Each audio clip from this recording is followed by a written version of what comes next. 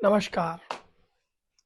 मैं दर्पण कुमार आज फिर से आपके सामने तुष्टीकरण पर जो पिछली बार विचार मैंने आपके समक्ष रखे थे, उन्हीं विचारों को आगे बढ़ते हुए श्रृंखला के रूप में फिर से प्रस्तुत कर रहा हूं। आज हम आपके सामने न्यायिक तुष्टीकरण के कुछ मामले रखेंगे।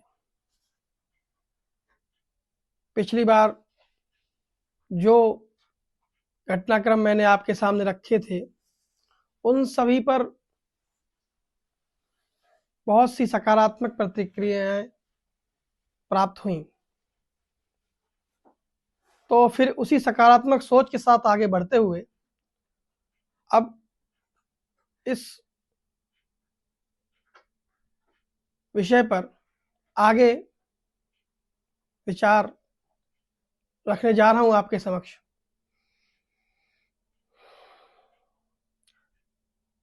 न्यायिक तुष्टीकरण तुष्टीकरण का एक बहुत बड़ा स्तंभ है जो तुष्टीकरण को विस्तृत रूप से बढ़ाने में सहायक है। न्यायिक तुष्टीकरण, इसके अंतर्गत जो हमारी जुडिशियली है न्यायिक प्रक्रिया, वो पूर्ण रूप से एक वर्ग विशेष को, एक समुदाय विशेष को किस प्रकार से लाभ पहुंचाती है, उसका एक छोटा सा वाकया अभी 2-4 साल पहले घटा।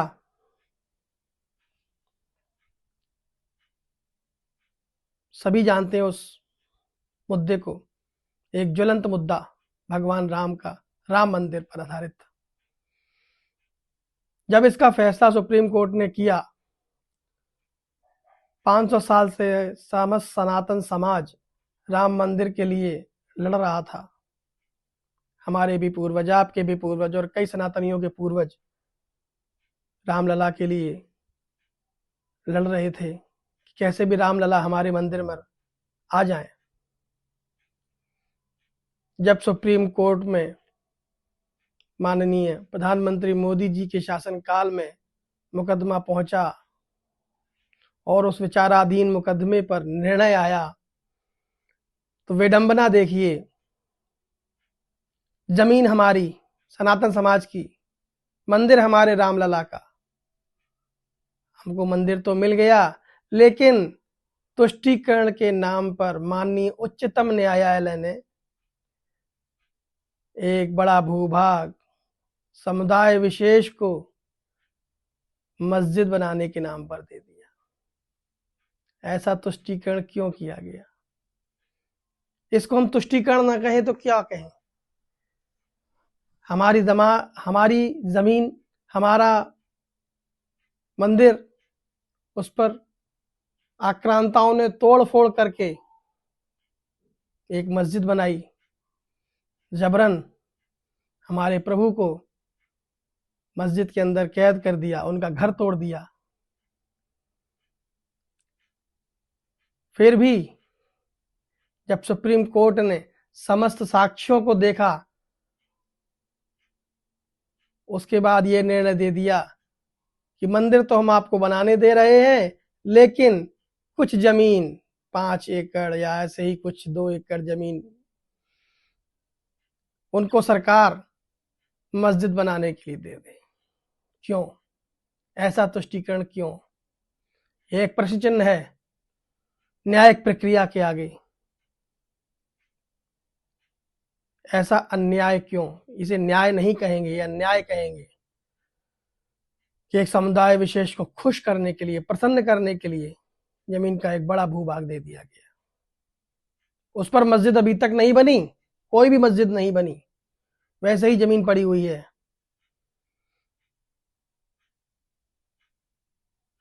तो अब इस न्यायिक तुष्टीकरण का विरोध करना जायज है, आवश्यक है कि हम इस न्यायिक तुष्टीकरण का विरोध करें। अब आते हैं प्रशासनिक तुष्टीकरण पर। तुष्टीकरण का यह रूप न्यायिक तुष्टीकरण की तरह ही भयावह है। वर्तमान में अभी एक मुद्दा चल रहा है संदेश खाली। संदेश खाली जो मुद्दा है वह इतना चरम, मतलब इतना गर्म क्यों हो गया आज? उसके पीछे प्रशासन की तुष्टीकरण की भावना छुपी हुई है, जिसको टीएमसी ने पाला, टीएमसी से पहले सीपीएम ने पाला पोसा, कांग्रेस भी उसका पालन पोषण करती रही, जिसका नतीजा ये है कि संदेश खाली में हिंदू बहनों, माताओं, बेटियों के साथ जो बर्बरतापूर्ण व्यवहार हुआ है, यह इसी तुष्टीकरण का नतीजा है। सनातन समाज से मेरी ये विनती है, विनम्र निवेदन है कि इस तुष्टीकरण के विरोध में एकजुट हो जाएं। अगर तुष्टीकरण समाप्त होगा तो तुष्टीकरण के परिणाम स्वरूप जिहाद और अन्य घटनाएं जो होती हैं वह भी कम होंगी, कम नहीं खत्म हो जाएंगी एक प्रकार से धीरे धीरे। जब उनका पालन पोषण का विरोध सनातन समाज करेगा तभी तुष्टीकरण समाप्त हो सकता है। आशा करता हूं कि आप आज के इस वीडियो को सुनेंगे और इस पर विचार करके अपनी प्रतिक्रियाएं सकारात्मक रूप में मुझे देंगे। धन्यवाद। जय श्री